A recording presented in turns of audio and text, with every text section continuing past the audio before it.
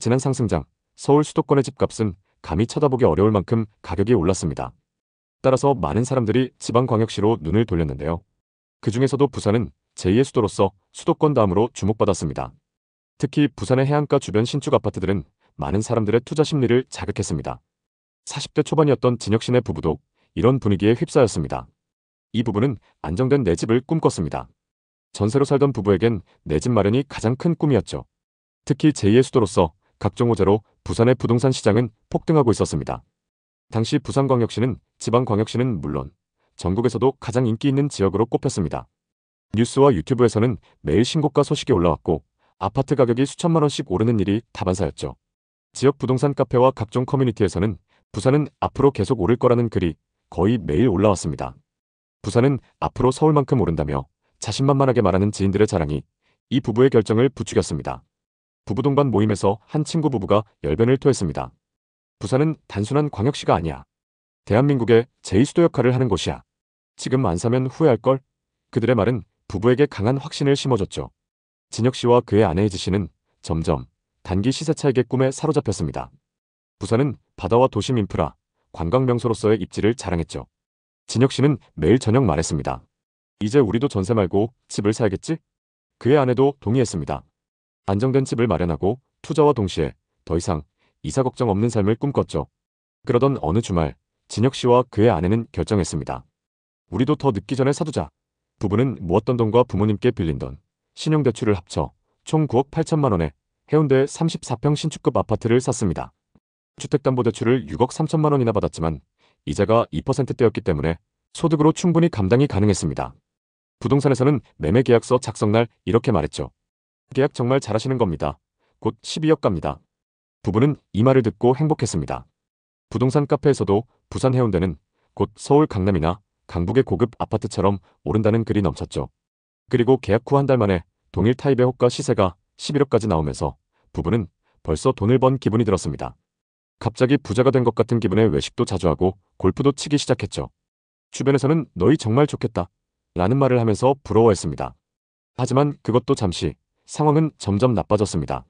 2022년 이후 금리 인상으로 이자가 2배 넘게 오르면서 주택담보대출 이자만 월 257만 원으로 뛰었어요. 갑자기 엄청난 추가 지출이 생긴 거죠. 하지만 당시 부동산 카페 분위기는 여전히 희망적이었습니다. 어차피 집값은 오를 거고 계속 거주할 건데 무슨 문제냐 이런 글들이 달렸죠. 대부분 고점에 투자했던 사람들이 쓴 글이었습니다. 문제는 이후 집값이 계속 하락했다는 겁니다. 23년 중반 6억까지 떨어지면서 순식간에 4억 가까이 손해를 봤습니다. 팔진 않았지만 돈을 잃은 느낌이 들었죠. 매월 이자만 250만 원 넘게 나가는데 집값도 4억 가까이 떨어지자 부부는 미칠 지경이었습니다. 외식과 골프를 그만두고 생활비를 아껴가며 버텼습니다. 실거주 목적으로 매수했기 때문에 큰 문제가 없다며 서로 위로하고 있지만 마음이 너무 쓰린 상태입니다. 2025년 4월 동일 평형의 거래 금액은 5억 9천만 원으로 아직도 4억가량 하락해 있는 상황입니다. 애써 괜찮은 척 지내고 있지만 속이 까맣게 타들어간 이 부부는 앞으로 이사갈 엄두도 못 내게 생겼습니다. 이 사례 말고도 부산광역시에는 많은 투자 실패 사례가 있습니다. 한때 지방광역시를 통틀어서 상승률이 가장 높았던 지역은 부산이었습니다. 지방의 대장이었던 부산은 최근 급격한 하락세를 면치 못하고 있습니다. 대체 무슨 일이 벌어진 걸까요? 부산 부동산 시장에 관심을 두고 있는 분들이라면 최근 부산 여기저기에서 들리는 가격이 하락하고 있다. 경매 물건이 늘어난다. 이런 소식들을 접했을 것입니다. 한 부동산 관계자는 부산에서 최고의 입지로 꼽히는 바닷가 인근 아파트들이 하나둘씩 경매에 넘어가거나 호가 대비 매매가가 대폭 줄어드는 현장을 직접 확인했다고 합니다. 수도권 일부 지역, 특히 서울 강남권이나 마용성이 반등 기세를 보이고 있다는 얘기와는 정반대 분위기입니다. 그 관계자가 맨 처음 주목한 사례는 17평형 아파트였습니다. 평소 3, 4억 정도 했던 물건인데 무려 5억에 나와 있었다고 합니다. 부산에서 입지가 가장 뛰어난 지역이라고 하지만 17평이 5억 원이면 너무 높은 거 아닌가 싶었는데 정작 재건축추진위원회 등에서 내놓은 예상 추가 분담금이 10억 원이나 되어 더욱 놀랐다고 합니다. 그러니까 17평을 사서 32평 정도의 새 아파트를 분양받으려면 조합원 분담금으로만 10억을 더 내야 한다는 얘기입니다. 이는 합산하면 자그마치 15억 가까운 금액이 소요된다는 의미이니 웬만한 사람으로서는 상상하기 어려운 수준입니다. 더 놀라운 사실은 이러한 현상이 부산에서만 벌어지는 것도 아니고 재건축 재개발이 진행 중인 여러 지역에서 비슷한 문제들이 비일비재하다는 점입니다. 그런데 역설적이게도 서울 중심부나 강남 3구, 혹은 마용성 일대에서는 2021년 최고점을 돌파했다는 기사가 나오며 어떤 아파트는 다시 신고가를 경신하기도 했습니다. 이를 두고 아파트값이 반등했으니 이제 다시 사야 한다며 영끌로 매수를 고민하는 분들이 늘어나는 추세입니다. 서울의 특정 인기 지역이 마치 전체 시장을 대변하는 것처럼 보도되면 지방이나 수도권 외곽은 여전히 거래가 없고 하락세가 지속되는 사실이 가려질 수 있습니다. 실제로 부산 등 5대 광역시의 아파트 시장을 살펴보면 경매 물건이 꾸준히 늘고 있습니다. 한 전문가는 부산의 아파트 경매 낙찰가율이 다른 광역시와 달리 70%대에 머물러 있는데 이는 꽤 낮은 수치라고 지적했습니다. 부산 동래구의 한 아파트는 40년 된 건물임에도 2020년 감정가가 3억 1,300만 원이었는데 경매 낙찰가는 무려 5억 2,800만 원이었습니다. 하지만 이제 이 아파트 전용 84타입이 최근에는 4억 7천만 원에 거래되었고 이후로는 거래조차 되지 않는 상태입니다. 한때 최고가가 8억 1천만 원이었던 시절과 비교하면 거의 반토막에 가까운 수준으로 하락했습니다. 남천동의 아파트도 경매 낙찰가율이 과거에는 170%나 되었지만 현재는 상황이 180도 달라졌습니다. 부산 중심가나 바닷가 유명 단지의 거품이 한꺼번에 빠지고 있다는 게 현지 중개업자들의 얘기입니다. 해운대구 우동에 있는 유명 주상복합 아파트도 유찰을 거듭하며 14억 5천만 원 감정가로 시작했음에도 입찰자가 쉽게 나타나지 않고 있습니다. 한 차례 유찰되면 11억 6천만 원, 두 차례 유찰되면 더 낮아지니 지금 시장이 얼마나 매수 심리가 식었는지 체감할 수 있습니다.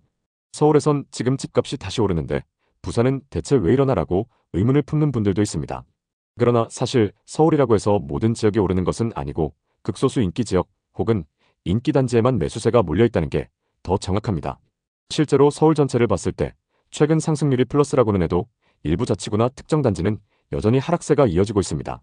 그렇다면 왜 부산의 경우는 하락세가 두드러질까요? 가장 큰 이유는 투자 가치에 대한 확신이 약해진 점이 꼽힙니다. 아무리 부산이 제2의 도시라 하더라도 젊은 층은 일자리와 교육 환경을 찾아 수도권으로 떠나고 남은 사람들은 고령층이 많아서 부동산에 대규모로 투자하기가 쉽지 않습니다. 5억 원의 17평 아파트를 사서 재건축 분담금 10억을 추가로 부담해야 한다면 총 15억 원이 들어간다는 말이 되는데 이렇게까지 과감한 투자를 하려는 사람이 얼마나 되겠느냐는 게 현지 사람들의 의견입니다. 물론 부산에서 아주 잘 나가는 지역도 있습니다. 예를 들어 마린시티 근처나 해운대 일대 등은 여전히 사람이 모이는 도시의 핵심축이니 호재가 이어진다는 전망이 나오곤 합니다. 이러한 양극화는 부산 내부에서도 뚜렷하게 나타난다는 것이 특징입니다. 사실 서울과 수도권 역시 전반적으로 완벽한 반등이라고 보긴 어렵습니다. 최고점을 넘었다는 아파트도 일부에 불과하고 대다수는 이전 고점을 회복하지 못하거나 반등폭이 아주 제한적입니다. 그럼에도 불구하고 언론에서는 자극적인 제목으로 서울 다시 폭등과 같은 기사를 내놓으니 사람들은 또 영끌에서 뒤늦게 뛰어드는 경우가 생길 수 있습니다. 상승장일 때 기록적인 폭등을 겪었고 그 뒤 급락세가 전국적으로 퍼지는가 싶더니 이제 다시 일부 인기 지역이 반등 조짐을 보이면서 시장의 균형을 찾기 어렵습니다. 부산마저 반등하면 그나마 동력이 붙을 수도 있겠으나 사실은 부산이 오히려 반대 방향으로 가고 있으니 지방 부동산 시장이 언제 살아날지 불확실한 상황입니다. 부동산 시장이라는 것은 수요와 공급, 금리와 정책, 심리와 경제 여건 등 수많은 변수의 복합작용으로 움직입니다. 대출 규제나 세제 정책이 조금 완화되었다고는 해도 근본적으로 금리가 여전히 높다는 사실은 변함이 없습니다. 결국 대출에 의존해야 하는 무주택자나 투자자들에게는 쉽지 않은 시장입니다. 예전에는 부동산은 사두면 무조건 오른다는 믿음이 강했습니다. 그래서 2020년과 2021년에 영끌로 매수한 사람들이 많았는데 막상 2022년에 시장이 뒤집히자 큰 손실을 입은 분들이 속출했습니다. 너무 치솟은 가격은 언제든 다시 원점으로 돌아올 수 있다는 점을 부산 사례가 잘 보여주고 있습니다. 수영구 광안동, 해운대구 우동 등 최상위라 평가되던 지역조차 이제는 몇 차례 유찰을 거듭하고 있는 것만 봐도 알 수 있습니다. 지방에서 집을 팔아 수도권으로 이주하려는 흐름이 계속되면 지방 부동산은 더욱 얼어붙고 이미 빠질 대로 빠진 지역은 회복이 어려워질 것입니다. 부산조차 이런 상황이라면 광역시가 아닌 중소도시는 어떨까요? 이런 흐름 속에서 재건축 분담금 10억과 같은 소식은 사람들에게 큰 충격을 줍니다. 재건축 이후 새 아파트를 받기 위해 엄청난 비용을 추가로 내야 한다면 과연 얼마나 많은 이들이 남아있을까요? 결국 이 재건축이 제때 추진되지 않고 지연된다면 낙후된 모습이 더 오래 유지되어 지역 가치가 떨어지는 악순환이 벌어질 수밖에 없습니다. 재건축을 진행하자니 비용이 너무 크고 안 하자니 집 상태가 점점 나빠져서 매수자도 없는 상황이 이어지게 됩니다. 이는 부산뿐 아니라 서울에서도 오래된 단지들이 겪는 문제이기도 합니다. 결국 이런 시기에 집값이 올랐으니 사야 한다며 섣불리 덤벼드는 건 큰 위험이 따를 수 있습니다. 지금이 기회라고 믿는 사람들도 있겠지만 이미 한 차례 급등과 급락을 경험한 뒤에는 신중함이 더욱 필요하다는 게 대다수의 의견입니다. 여전히 전국적으로 부동산 시장이 혼란스럽게 움직이고 있습니다. 서울의 일부 인기 지역에서 신고가가 나오니 이를 보고 연끌을 시도하려는 분들도 다시 생겨나고 부산도 언젠가 오르지 않겠냐며 버티는 분들도 있을 겁니다. 하지만 최근 들어 경매 물건이 늘어나고 유찰이 연달아 일어나는 현실은 결코 가볍게 볼 일이 아닙니다. 한때 14, 15억에 팔리던 아파트가 8억 전후에서도 낙찰이 안 되는 모습은 단순한 하락세가 아니라 수요가 아예 없다는 걸 의미합니다.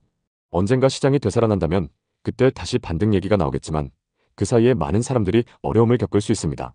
부동산에 대한 전망은 늘 엇갈리지만 적어도 지금처럼 금리나 경기 전망이 불투명할 땐 무리한 대출을 삼가고 각 지역 시세 흐름을 꼼꼼히 비교하는 자세가 필요합니다. 실제로 서울을 제외한 지역들은 아직도 하락세가 이어지는 곳이 많고 심지어 팔리지 않는 물건이 넘쳐나고 있습니다. 위치가 나빠서가 아니라 심리가 얼어붙어 아예 거래가 안 되는 경우도 있습니다. 이는 공급 과잉이나 인구 감소 같은 구조적 이유일 수도 있고 단기간에 지나치게 올랐던 가격이 원점으로 돌아오는 과정일 수도 있습니다. 마지막으로 부동산 시장은 지역 간 온도차가 워낙 크므로 단 하나의 지표에만 주목해서 전체 흐름을 판단해서는 안 됩니다. 언론에서 서울 어디 아파트가 2021년 최고가를 돌파했다는 소식을 듣고 곧바로 그럼 나도 사야겠다 이렇게 결론 내리는 것은 성급할 수 있습니다. 각 지역의 입지와 수급, 투자 목적, 금리 상황을 종합적으로 고려하는 태도가 필요한 시기입니다. 오늘도 끝까지 시청해주셔서 감사합니다. 다음 편엔 더 알찬 내용으로 찾아뵙겠습니다. 모두 부자 되시는 그날까지 좋은 정보 전달드리겠습니다. 오늘 영상이 도움되셨다면 구독, 좋아요 부탁드립니다. 감사합니다.